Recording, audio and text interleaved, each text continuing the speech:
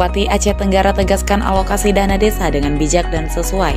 Bupati Aceh Tenggara melakukan silaturahmi bersama Kepala Desa dan Sekretaris Desa se-Kabupaten Aceh Tenggara dengan berdialog aktif di Aula Dinas Pendidikan dan Kebudayaan, Rabu 12 Maret 2025.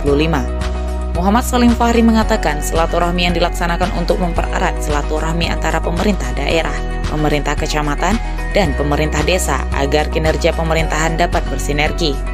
Muhammad Salim Fahri berharap dengan terjalinnya silaturahmi akan menambah wawasan agar bersama membangun Kabupaten Aceh Tenggara menjadi lebih baik.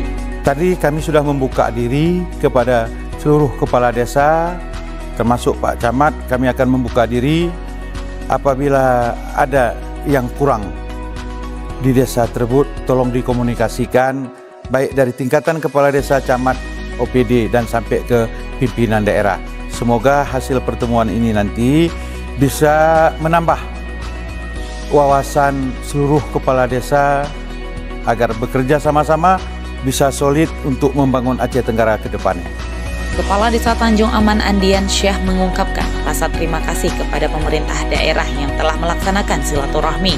Semoga ke depan seluruh kepala desa akan melaksanakan tugas dengan baik. Jadi kami atas nama Kepala Desa se-Aceh Tenggara mengucapkan banyak-banyak terima kasih kepada Bapak Bupati. Mungkin langkah ke depan, insya-Allah kami sebagai Kepala Desa akan menjalankan tugas dengan sebaik-baiknya. Terima kasih. Silaturahmi membahas pengalokasian dana desa dengan bijak dan sesuai aturan yang berlaku. Silaturahmi yang dihadiri oleh seluruh forum koordinasi pimpinan daerah, Forkopimcam, anggota DPRK Komisi A, dan Ramil, dan Kapolsek. Tim Liputan Diskominfo, Aceh Tenggara.